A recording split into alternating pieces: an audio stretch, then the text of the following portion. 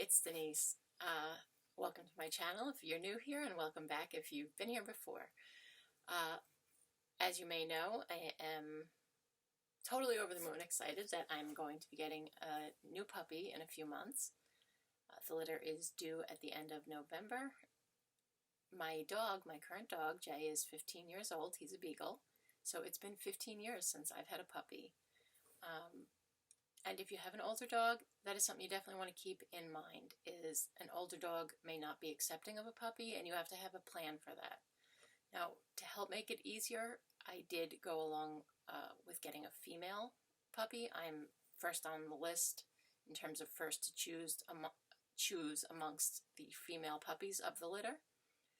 And as I'm getting my dog specifically for service work, you can check out my first video in the playlist about getting my new puppy, where I go into detail of why I did not go with getting, a rescue dog, which is usually how I would get my dog. But I am getting a dog specifically to train as a service dog for myself. I am disabled. If you're new and don't know that about me, I was a nurse for 26 years, and I had a spinal cord injury, which was a career ender, and yeah, so now you know. So, like any mother-to-be, I am in the nesting phase where you're getting everything ready for the new baby. So today I got another delivery from Chewy.com of just a few more things. And I've kind of been doing a video each time I get some new stuff for her. Some of it's stuff that I'm getting based on, there are a couple trainers that I really like who I watch their videos like incessantly, and I'm going with, products that are sort of in line with the training that they recommend. And, that thing varies, various types of toys, other training aids. I can talk and show you things at the same time. Also, kind of things that I remember being helpful, or, there are certainly those things you avoid that you remember were not helpful. This is Nylabone. If you're familiar with Nylabone, or if you're not, they're, as the name implies, kind of nylon based. They are hard and like a hard rubbery kind of chew. So I had already showed in one of my other videos that I got her a rope. I think I've gotten now 2 rope type chew toys. So here we're going for the hard rubbery kind of teether. Now Nylabones, which these are also Nylabones. We have bacon cheeseburger and apple pie flavor. Nylabones are great in that they take a long time to chew. They give a good chewing consistency. A lot of dogs like them. But little pieces do shred off. That's natural as the dog is chewing on it. And they do pass through their digestive tract without a problem. You do want to supervise, though, because just say your dog has been just really working at one small area, and it seems like they've gotten halfway across. Well, they could then break off this whole big piece, and you would not want them swallowing that whole big piece. They could choke. Obviously, it would be a choking risk, and also it could have trouble passing through them because it's not really digestible like how food is. It's just that it normally comes off in such small little shavings as they chew that it's one of those kind of benign things that just passes through you the way that anything that isn't fully digestible does. So they're great, especially now that they make the various flavored ones. It makes it more enticing to the dog. And it's, again, it's just a different consistency from the hard rubber ball or the rope chew, just something else. Not all dogs like chewing on the same thing. So we got some Nylabone type chewing options. Then I went with a good old standard most dog owners will recognize, which is a Kong. If you're not familiar, a Kong is very hard rubber. Like, I'm really squeezing this, You can see I'm barely bending it. It's hollow on the inside. You can fill it with treats, goodies, peanut butter, wet dog food. Some people even will put the wet dog food in there and put it in the freezer overnight. So when they leave the dog with it, it takes a couple hours of active chewing and playing and licking at it to get all the food out as it's kind of melting. They have, it's in a can, kind of like that, like the spray cheese that you put on crackers. I used to put it on hot dogs. I know, really fancy cuisine, Denise. But you can see this is peanut butter flavored, basically Kong filling. So you can spray a little of this in there and, or I should say squirt a little of this in there. So your dog then spends time like trying to lick the goodies out and, in between chewing on it, they're getting also a little bit of a treat with it, which makes it a more interesting toy and something that hopefully they will enjoy spending time with, and that will help them relax in their crate, in their playpen, wherever it is that you want them to be comfortable relaxing. Maybe it's in the car, when they're traveling in their crate. Next, I went ahead and got this leash, which is slightly unusual. I mean, yes, it's a leash. It's a nylon leash, but it's interesting in that it has clips at both ends. Now, they name multiple, it's quite long. You can see it's got rings at different points on it. It's double clips. Now, they're saying you could use it to walk two dogs. I have a leash that's for walking two dogs. This, to me, doesn't have a handle where I would want a handle. Like, I would want a loop to put my hand in if I was walking two dogs. Maybe that's just me. But, so I would not use it personally for that purpose. But the thing I liked about this is that it's hands-free in that you can basically put it around you, like, sort of loose belt around your waist, and you've still got a nice average length leash here to get your dog used to. And again, my dog is going to be trained hopefully to serve as my mobility service dog, which when she's old enough to do that, mobility work is physical, so she'll be learning all kinds of obedience and other service related skills while she's younger, but actual mobility work she'll have to be closer to 2 years old to do.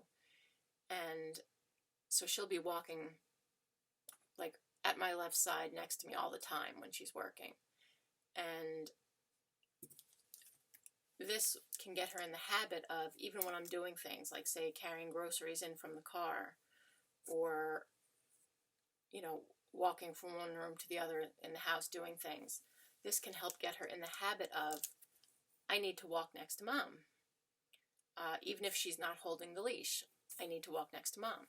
Now, I'm not going to expect her to get that idea right away, as soon as she comes home. Obviously, she has to learn some leash skills first, but I love that idea. And also, as someone who does occasionally, I have balance issues from a spinal cord injury. If you haven't watched any of my other videos where I've, kind of talked about myself a little bit more, I was a nurse for 26 years. I have been a dog person my whole life.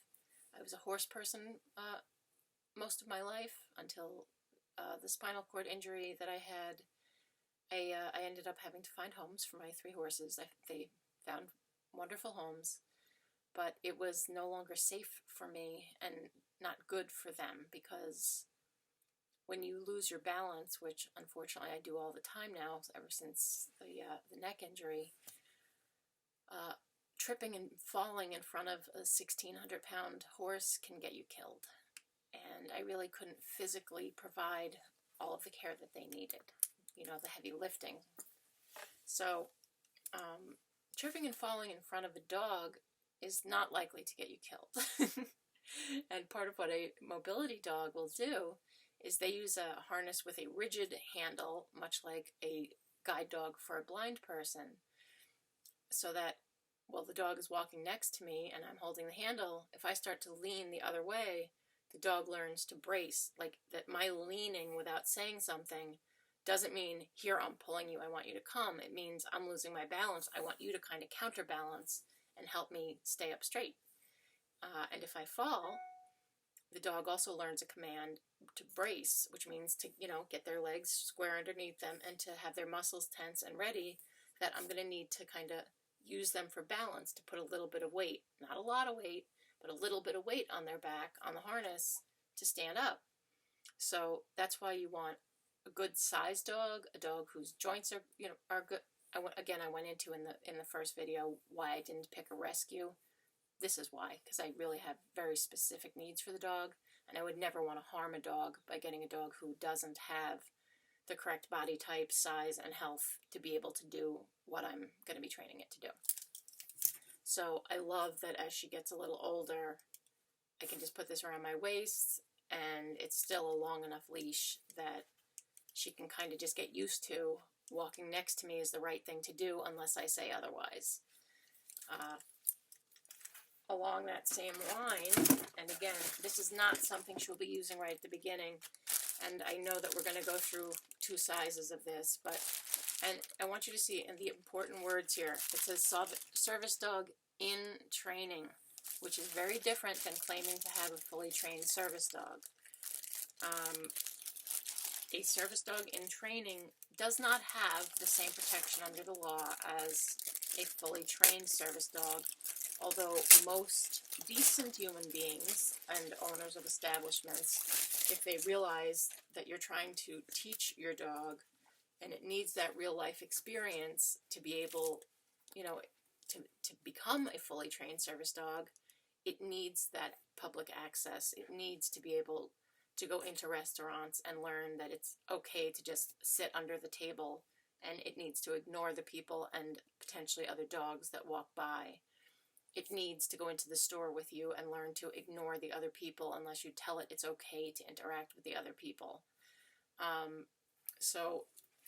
And again, obviously this is not for the very beginning.